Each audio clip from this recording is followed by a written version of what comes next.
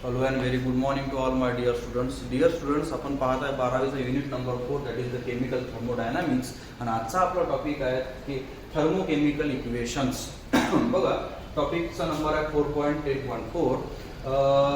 तर बघा आपण पाहू आज थर्मोकेमिकल इक्वेशन सिंपल आहे. इक्वेशन म्हणजे कोण असं मॅथमॅटिकल इक्वेशन असं काही डोक्यात असं की लवकर आणू नका. इक्वेशन म्हणजे आपण एखादी केमिकल रिएक्शन जरी घेतली त्याला आपण सिंपल केमिकल थर्मोकेमिकल इक्वेशन असं म्हणू. तर बघा रे काय म्हणते थर्मोकेमिकल इक्वेशन म्हणजे काय होते. It is the balance, it is the हा शब्द महत्वाचा आहे. It is the balance chemical equation म्हणजे एक प्रकारची reaction in which the enthalpy change, enthalpy म्हणजे हीट म्हणजे एनर्जी, त्या रिएक्शन समजून घ्या एखादी रिएक्शन घडत आहे ती बॅलन्स असली पाहिजे. ती बॅलन्स आहे का त्याचं म्हणजे एन्थाल्पी चेंज त्या रिएक्शनची म्हणजे एक्झोथर्मिक रिएक्शन आहे, एंडोथर्मिक रिएक्शन आहे, डेल्टा आर एचच्या व्हॅल्यूवरून समजते. फिजिकल स्टेट त्या रिॲक्टंटचा स्टेट कोणता आहे. समजा एखादा गॅस जर असेल त्याचा गॅस सरळ आहे तर तो गॅस स्टेटमध्ये राहणार आहे. जर का तुम्ही समजा एखाद्या रिॲक्शनमध्ये तुम्ही जर MG वापरत असाल किंवा AU वापरत असाल तर त्याचं स्टेट काय आहे. जर का ऑक्सिजन घेऊन राहिलं तर मग ते स्टेट काय आहे. जनरली तो O2 म्हणजे हा गॅसच राहतो. हे स्टेट पाहणं and the number of moles of reactant and product have been specified. म्हणजे थर्मोकेमिकल इक्वेशन म्हणजे कोणती गोष्ट म्हणजे एखादी केमिकल रिॲक्शन म्हणजे कोणती गोष्ट जी बॅलन्स असली पाहिजे. इन विच एन्थाल्पी चेंज, त्याची एन्थाल्पी चेंजची व्हॅल्यू जी राहील म्हणजे डेल्टा आर एचची व्हॅल्यू जी राहील, हीट ऑफ रिॲक्शन जी राहील ते राईट साईडला दिलेली राहते. फिजिकल स्टेट त्यातल्या रिॲक्टंट आणि प्रोडक्टच्या प्रत्येकाच्या फिजिकल स्टेट तो सॉलिड आहे, लिक्विड आहे, गॅस आहे, ॲक्वियस स्टेटमध्ये आहे हे त्याची फिजिकल स्टेट दर्शवते. And the number of moles of gaseous reactant and product have been specified. म्हणजे एवढ्या सगळ्या गोष्टी ज्या स्पेसिफिक दाखवल्या जातात त्याच्यावर जास्त भर दिला जातो. याला म्हणतो आपण थर्मोकेमिकल इक्वेशन. कोणती एक्झाम्पल घेणार आहे. एक्स पासून जर वाय म्हणलं तर एक थर्मोकेमिकल इक्वेशन आहे. तर बघू आपण एक्झाम्पल पाहणारच आहे. पहिले काही पॉईंट समजून घ्या म्हणजे गाईडलाईन्स काय आहे की थर्मोकेमिकल इक्वेशनच्या. बघा पहिली आहे consider the balance equation.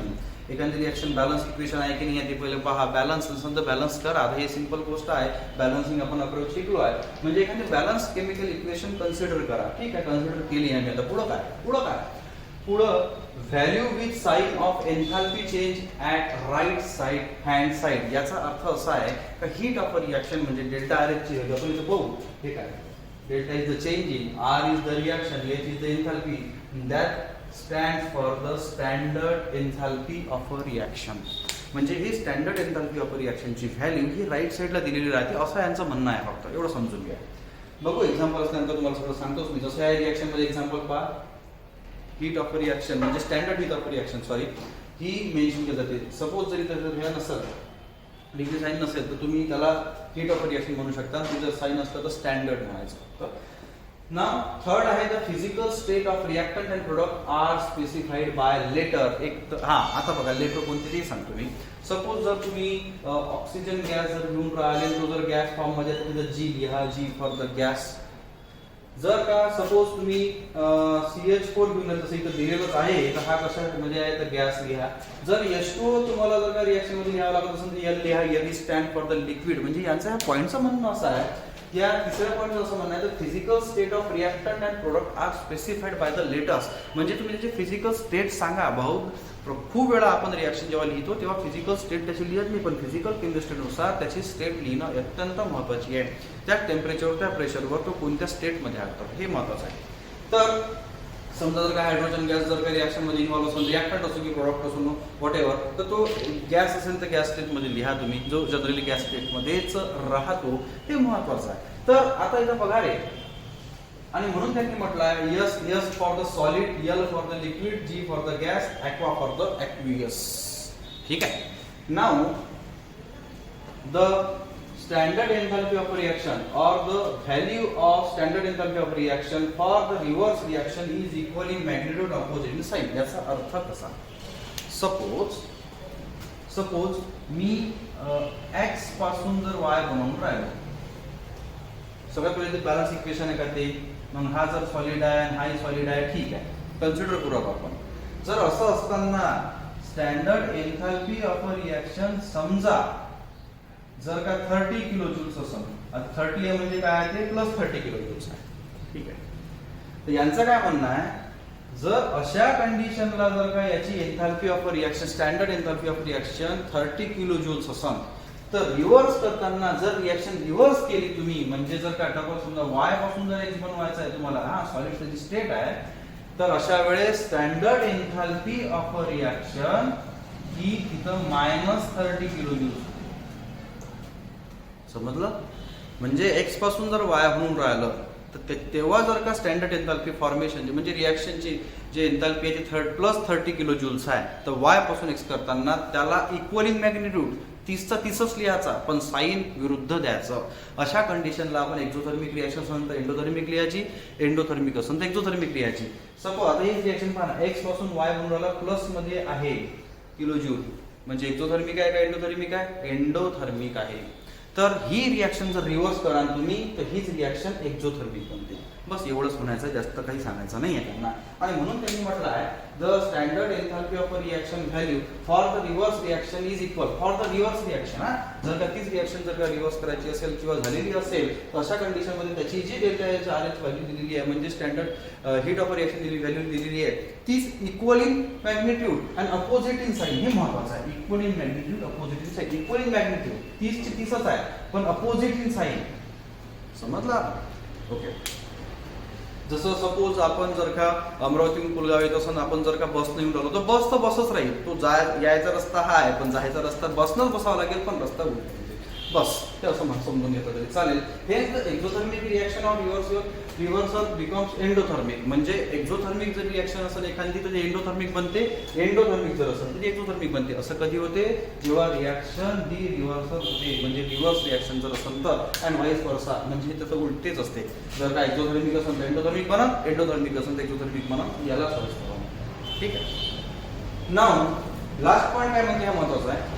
When thermochemical equation are multiplied or divided by a certain numerical factor, जर म्हणते हे इक्वेशन x y कोणतेही घ्या, हे इक्वेशन बरं, हे इक्वेशन घ्या, जर याला तुम्ही मल्टिप्लाय करू राहिले, कोणताही नंबर असो, 2 न मल्टिप्लाय करू राहिले, 3 न मल्टिप्लाय करू राहिले, किंवा जर तुम्ही या इक्वेशनला डिवाइड करू राहिले, 2 न करू राहिले, 3 न करू राहिले, पण शक्यतो 2 न घेऊ, तर then the value of standard enthalpy of reaction म्हणजेच delta R H 0 need to be multiplied or divided by the same. म्हणजे हे बघा सिंपल सांगतो. आता एक्झाम्पल पाहायचं आहे आपल्याला. काय हे बघा, हे थर्मोकेमिकल इक्वेशन. आता याच्यात काय म्हणणं आहे त्यांचं की समजा जर का ह्या रिॲक्शनला मी 2 न गुणलं, म्हणजे 2 CH4 2 चे 4 बेन, इथं 2 लागेल, इथं 4 लागल, तर ही जी व्हॅल्यू आहे व्हॅल्यू दर 2 ला गुणा लागेल का? सरळ आहे ना. ही जी आहे हे 1 मोल साठी आहे. बघा मी एक्झाम्पल घेतो. हा चला आपण सगळे पॉईंट आहे एक्झाम्पल मध्ये एक्सप्लेन करून पाहू. पहा काय म्हणते, consider the balance chemical equation. चल ठीक आहे, बॅलन्स आहे का पाहू आपण. हा, एक कार्बन इकडे आहे, एक कार्बन इकडे आहे. चला ठीक आहे, कार्बन बॅलन्स आहे. हायड्रोजन 4 आहे, 2 2 4 हायड्रोजन बॅलन्स आहे. ऑक्सिजन किती झाले? 4. हे 2 आणि हे 2 oxygen 4. The reaction is balance or the thermochemical equation is balance. ठीक आहे, पहिला पॉईंट आपला झाला आहे. ठीक आहे ना. दुसरा पॉईंट काय, value is sign of enthalpy change at the right hand side. म्हणजे काहीच नाही आहे. हे यांचं काय म्हणणं आहे, आता हे तुम्हाला म्हटलं नाही व्हॅल्यू की पाठ करत बसा लागत नाही, व्हॅल्यू दिलेल्या असतात बघा. तर म्हणजे काय, standard enthalpy of the formation of a reaction is, ह्या रिॲक्शन साठी काय -890 890 किलो जूल्स आहे, हे दिलेलं आहे. म्हणजे याचा अर्थ काय होते, CH4 आणि O2 ट्वाइस O2 जेव्हा रिॲक्ट होऊन राहिले तेव्हा कार्बन डायऑक्साइड आणि ट्वाइस H2O निघून राहिलं. हे फ्युलच आहे. ठीक आहे, एक प्रकारचं इंधन. When 1 mole of methane gas reacts with the 2 mole of oxygen gas, then the 1 mole of carbon dioxide gas along with the 2 moles of water at liquid state we given. म्हणजे काय होणार आपल्याला भेटून राहिलं ते, हे बी ऑक्टेन म्हटलं तरी चालत. तर अशा कंडिशन मध्ये स्टँडर्ड एन्थाल्पी ऑफ फॉर्मेशन म्हणजे यांच्या रिॲक्ट झाल्यानंतर हे जे फॉर्म होऊन राहिलं याचा फॉर्मेशन म्हणजे रिॲक्शनची एन्थाल्पी जी आहे ती एवढी आहे. केवढी आहे? -890. मग सांगा रिॲक्शन एक्झोथर्मिक आहे का एंडोथर्मिक आहे? मी पहिलेच सांगितलं, जर इथं व्हॅल्यू निगेटिव्ह असेल तर एक्झोथर्मिक, आणि जर व्हॅल्यू पॉझिटिव्ह असेल तर एंडोथर्मिक. हे लक्षात घ्या. नाव ठीक आहे, हा पॉईंट समजला. काय म्हटलं, राईट हँड साइडला त्याची स्टँडर्ड एन्थाल्पी रिॲक्शनची दिलेली राहते म्हणतो. ठीक आहे, राईट हँड साइडला दिलेली आहे. आता माझा राईट हा झाला, त्यामुळे तुम्ही जर पाहाल तर तुमच्या राईट साइडला येते. ठीक आहे. ना थर्ड पॉइंट काय, the physical state of reactant and product are specified by the letter. बघा दिसत नाही काय, मिथेन हा गॅस फॉर्म मध्ये येतो या कंडिशनला, स्टँडर्ड टेम्परेचर प्रेशर कंडिशनला, जसं आपण मागच्या लेक्चर मध्ये बोललो होतो. तर इथं CH4 हा गॅस मध्ये आहे, तर गॅस लीन आहे. इथं जर काहीच लिहिलं नाही तर मग आपण समजायचं काय, CH4 सॉलिड स्टेट मध्ये आहे, लिक्विड मध्ये आहे का गॅस मध्ये आहे, हे कसं समजायचं. हे तिथं त्याची त्याचं जे फिजिकल स्टेट आहे त्या कंडिशनला कोणचं आहे ते. जसं ऑक्सिजन गॅस मध्ये आहे तर मी जी लिहिलं इथं CO2 गॅस मध्ये आहे या फॉर्म मध्ये आहे त्यामुळे मी त्याची लिहिलं, आणि वॉटर मॉलिक्युल लिक्विड आहे त्यामुळे L लिहिलेला आहे. सॉलिड असेल तर सॉलिड लिहायचं, ऍक्वियस असेल तर ऍक्वियस लिहायचं, हे लक्षात घ्या.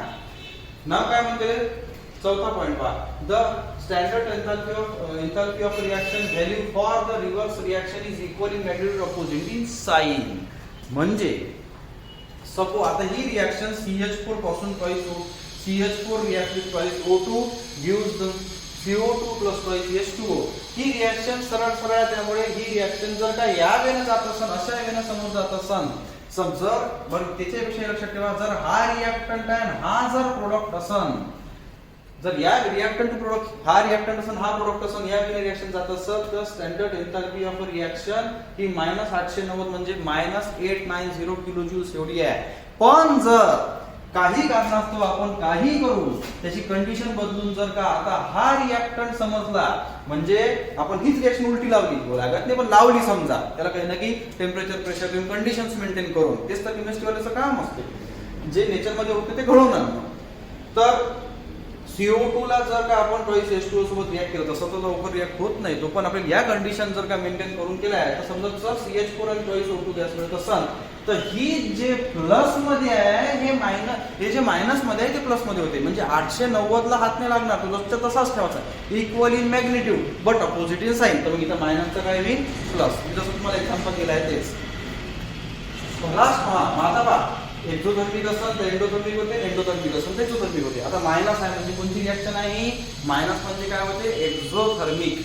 मग ही एक्झोथर्मिक रिएक्शन आहे, या डायरेक्शन जात असेल तर, सपोज जर ही रिएक्शन या डायरेक्शन जर जात असेल तर अशा कंडिशन मध्ये रिएक्शन कोणची आहे, एक्झोथर्मिक आहे. तर रिएक्शन काय म्हणते, एंडोथर्मिक. सरळ राहणार आहे, इथं निगेटिव्ह साइन आहे तर एक्झोथर्मिक आहे, पॉझिटिव्ह साइन बनलं तर एंडोथर्मिक आहे. या वेळेला रिएक्शन सरळ चालली, ते जर या वेळेला जात असताना निगेटिव्ह असेल तर पॉझिटिव्ह, या वेळेला जाताना पॉझिटिव्ह करायची.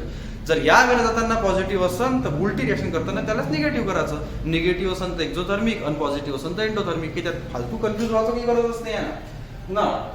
लास्ट फॅक्टर काय म्हणजे, when the thermochemical equations are multiplied or divided by the numerical factor, then the standard enthalpy of a reaction म्हणजे delta RH0 need to be multiplied or divided by the same. आता पहा याचं काय म्हणणं, simple आहे रे, आपल्याला कसं English language लवकर लक्षात येत नाही, हे सरळ असतं. पहा काय म्हणते याचं म्हणणं काय, जर हे इक्वेशन आहे म्हणते व्हॉट एव्हर जे काय आहे, आता आपण रिएक्टंट प्रोडक्ट जे लिहिलं होतं ते मोडून घेतो मी, कोणता हाच रिएक्टंट आहे इथं, हा प्रोडक्ट आहे. हा ठीक आहे. जर का हे इक्वेशन आहे म्हणते, मी या इक्वेशनला समजा 2 न गुणलं म्हणजे इथे 2 लागल, इथं 2 चे काय होईल 4, इथं किती लागल 2 आणि 2 चे किती होईल 4. जर मी या इक्वेशनला 4 न गुणलं तर काय होईल 4CH4, 4 2 8 इथं लागल, इथं 4 लागल, इथं 4 2 8 लागल. तर या संख्येला मग 8 न गुणावं लागल. सपोज जर का मी 4 न गुणावं लागल, सॉरी, सपोज जर का मी आता मी करून पाहतो, समजा मी न्यूमेरिकल फॅक्टर 2 वापरतो, समजा मी 2 ना ह्या रिएक्शनला गुणतो. मग इथं काय होतं का नाही, मग इथे किती दिले 2. इथं किती होईल बघा, इथं होईल किती होईल 4. ठीक आहे. नाव इथं किती लिहायचे 2, इथं किती होईल रे 4. अशा कंडिशन मध्ये ही व्हॅल्यू तेवढीच नाही राहत. काऊन का ही 1 मोल रिएक्शन साठी झाली, 2 मोल साठी सरळ येणार आहे. 1 मोल साठी 2 किलो जूल, तर 2 मोल किती साठी 4. सपोज जर 1 मोल जर का असेल त्यासाठी 10 किलो जूल आहे, तर 2 मोल साठी किती लागेल 20, 3 मोल साठी किती लागेल 30. सरळ आहे, तो गुणा करत होतो. हेच जर का मी ह्या रिएक्शनला 2 न गुणलो, पहिली इथं 2, मग इथं 4, मग इथं 2, मग इथं 4, तर यालाही 2 न गुणावं लागल. तर अशा वेळेस त्याचा आन्सर किती होईल, तर होईल ते 1780 मायनस 1780 किलो जूल्स. म्हणजे 1 मोल साठी झालं ना, ते समजून घ्या तुम्ही. ठीक आहे. सपोज जर मी याला 4 न गुणत असेल तर इथं मग किती लागेल 4. आता हे मगाचीच इक्वेशन जसं ते मूळ रूपात होतं तसं. ठीक आहे. आता यांनी काय म्हटलं, तुम्ही गुणाकार करा किंवा भागाकार करा, पण जर याला तुम्ही त्या संख्येनं भागत असाल तर त्यालाही त्याच संख्येनं भागता आलं पाहिजे. सपोज मी ह्याच रिएक्शनला भागून राहिलो समजा, आता मला जर का दिलेला आहे टास्क दिलेला आहे की ह्या रिएक्शनला तुम्ही भागा, मग काय होईल, समजा मगाची रिॲक्शन कशी होती, 2 होतं, इथं किती होता रे 4, सॉरी 2, इथं काहीच नव्हतं, इथं किती होता 2, ही रिॲक्शन होती. त्यावेळेस त्याची -890 होती. जर याला मी 2 न गुणलं तर सरळ सरळ इथे 4 होऊन जाईल, इथे 4 होऊन जाईल, इथं 2 होईल, इथं 2 होईल, इथं मग 890 गुणिले 2 करावं लागेल. जेवढ्याला तुम्ही रिॲक्शन गुणाल तेवढ्यालाच ते डेल्टा आर ची व्हॅल्यू सुद्धा गुणा, बस बाकी काहीच म्हणणं नाही आहे त्याचं. जर का मी हे डिवाइड करवलं तर सपोज कसं होईल, हा CH4 गॅस प्लस इथं किती राहील, काहीच नाही कारण O2 राहील. सरळ आहे ना, काय आन्सर येईल त्याचं. नाव हे पण किती होईल, half CO2 as a gas, इथे गॅस प्लस टॉईसचं किती होईल, H2 ऍज अ काय लिक्विड. बस याला डिवाइड केलं मी किती 2 न, मग या व्हॅल्यूने डिवाइड करा म्हणजे 2 न, सरळ आहे ना. मग त्याला डिवाइड समजा जर कमी 2 न करत असाल तर ह्या व्हॅल्यूला हे 1 मोल साठी आहे, हाफ मोल साठी किती लागेल, मग hence the half mole value H is equals to किती लागेल रे, 8 आहे तर इथं 4, 9 आहे आणि हा 4 मायनस 8 सरळ आहे. म्हणजे तुम्ही जर ते रिॲक्शन ते 3 न भागात असाल तर त्या व्हॅल्यूला 3 न भागा, 4 न गुण भागात असाल तर त्या व्हॅल्यूला 4 न भागा, ते व्हॅल्यूला जर 3 न गुणत असाल तर त्या व्हॅल्यूला रिॲक्शनला 3 न गुणत असाल तर त्या व्हॅल्यूला 3 न गुणा, बस बाकी काही नाही. त्याच्यानंतर अजून एक प्रायझिसचं एक्झाम्पल घेतो मी आणि आजचा टॉपिक इथं संपवतो. ठीक आहे, एवढं बघू.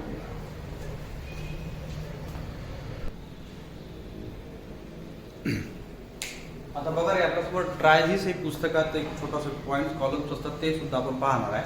ट्रायझिस म्हणजे तुम्हाला एक रिॲक्शन दिलेली आहे, म्हणजे थर्मोकेमिकल इक्वेशन दिलेलं आहे आणि त्याच्यासोबत त्यांनी टास्क दिलेला आहे. फर्स्ट टास्क काय आहे, का coefficient of a substance are multiplied by 2, म्हणजे यांचं काय म्हणणं आहे, सरळ सरळ आहे, त्या रिॲक्शन 2 न गुणा म्हणते. दुसरा टास्क असा आहे की त्या इक्वेशनला रिव्हर्स करा म्हणते. मग बघा आन्सर्स बघा. आता पहिले तर मला असं वाटतं तुम्ही व्हिडिओ पॉज करून तुम्ही स्वतःचे आन्सर करा. मी तुम्हाला काय म्हटलं डबल सांगतो. समजा इक्वेशन 2 न गुणा लागलं तर ह्या व्हॅल्यूला 2 न गुणा लागला. जर इक्वेशन रिव्हर्स करायचं आहे की हे पॉझिटिव्हचं काय होते, निगेटिव्ह, बस सरळ आहे.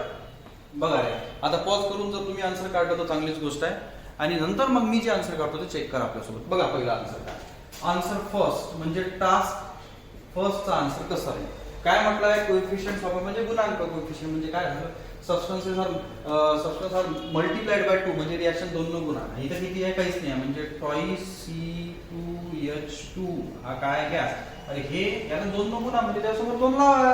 हा आता 5 डिवाइड बाय 2 चा आन्सर किती येते, तर 2.5. ते बघ सरळ, समजा 5 डिवाइड बाय 2 चा आन्सर किती येते, 2.5. याने जर तुम्ही 2 न गुणाल तरी आन्सर 5च येते. किंवा असं केलं चालते का 2 गुणिला 5 डिवाइड बाय 2 हे आन्सर किती, 5 असे चालते. हेन्स प्लस हा किती येणार आहे इथं 2 गुणिले, हा आता समजा ही संख्या सरळ आहे ना, मी तुम्हाला काय म्हटलं पहा, 5 डिवाइड बाय 2 आहे इंटू 2 काय होईल, ते आन्सर किती येते 5. हेन्स इथं किती लिहायचं मग 5 O2. हे जे समजलं तेवढं लक्षात ठेवा. 5 डिवाइड बाय 2 चा आन्सर 2.5 येते. मग 2.5 गुणिले 2 किती येते 5. हा काय गॅस यूज राईस टू, हा किती न गुणाचा आहे 2 न, बेजुनी 4, इथे किती लागल CO2 चा 4CO2 हा काय गॅस आणि H2 किती आहे 1, मग त्याला किती लिहायचं 5H2. हा काय लिक्विड. टास्क 1 कंप्लीट व्हायची आहे, एकदम झाल्यावर आन्सर नाही नोंद करायचं. अरे या संख्येला 2 न गुणा लागल ना, हेन्स नाउ डेल्टा रिॲक्शन, हा डेल्टा RH व्हॅल्यू म्हणजे the delta standard heat of a reaction is 1326 minus 2600 kilo. अरे 1 मोल साठी एवढा आहे, 2 मोल साठी येणार आहे. रिॲक्शन किती न गुणले, हे जर मी 4 न गुणलो तर 1300 गुणिले 4 झालं. फर्स्ट टास्कचा आन्सर संपतो. आता सेकंड टास्कचा आन्सर काय आहे, हा आता ह्या याला सेकंड टास्कचा आन्सर नाही करायचं, या रिॲक्शनचा सेकंड टास्कचा आन्सर करायचा. भाऊ करून गडबड काय करतो, पोरं गडबड 2 प्रकारची करतात. रिॲक्शन तर गुणाकार करून टाकतात, या व्हॅल्यू गुणाकारच नाही करत. झालं आन्सर चुकलं, 0 आन्सर, 0 मार्क्स तिथं. किंवा दुसरा टास्क जर तुम्हाला दिलेला आहे किंवा क्वेश्चन विचारला का इक्वेशन रिव्हर्स झालं तर काय होईल, तर पोरं ह्याच इक्वेशन रिव्हर्स करते, हे नाही आहे याले करा म्हणते रिव्हर्स. पहा आता कसं, नाव टॉईस CO2 काय, टॉईस CO2 हा गॅस प्लस H2O. ठीक आहे, आता सरळ सरळ आहे की काही इथं काही विशेष काही बॅलन्स करायची गरज होती. रिॲक्शन पहिलेच ती फर्स्ट काय आहे बॅलन्स. तर H2O काय हा लिक्विड आहे. हा आता पहिले हा रिएक्टंट होता, हा प्रोडक्ट आहे. आता हा प्रोडक्ट आणि रिएक्टंट आहे म्हणजे रिव्हर्स रिएक्शन करायची आहे, सरळ आहे. Equal in magnitude opposite side. आता ही रिएक्शन मायनस मध्ये आहे म्हणजे एक्झोथर्मिक मध्ये आहे. मग आता ह्याच रिएक्शनला रिव्हर्स केलं तर काय होईल, एंडोथर्मिक. फक्त साइन बदल, बाकी काहीच नाही होत.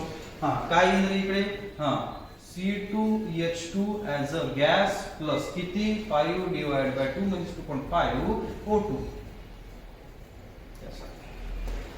एवढ्याला नाही होत. आता सरळ आहे रिएक्शन का आपण काय केलं, इक्वेशन रिव्हर्स केलं. रिव्हर्स केलं म्हणजे काय होईल, डेल्टा आर व्हॅल्यू ही पॉझिटिव्ह 1300 येते.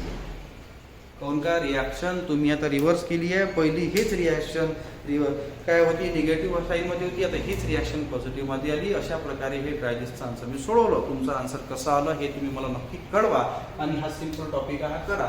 जर याच्यामध्ये काही प्रश्न असेल तर तुम्ही मला मेसेज करू शकता किंवा कॉल करू शकता किंवा कसंही. तुम्ही कॉलेजमध्ये समजा एखाद्या वेळेस आले, तसं तर यायचंच नाही कॉलेजमध्ये, इथपर्यंत तुम्हाला सांगत नाही कोणी, तर तेव्हा तुम्ही तुमचे आन्सर्स मला दाखवू शकता, देऊ शकता. आणि नाही समजलं तर प्लीज कृपया मला विचारा. पण आपापला अभ्यास बेटा रेग्युलर करा. ठीक आहे, आजच्यासाठी एवढंच. उद्या डबल आपण भेटू. त्या तिथपर्यंत धन्यवाद. थँक्यू.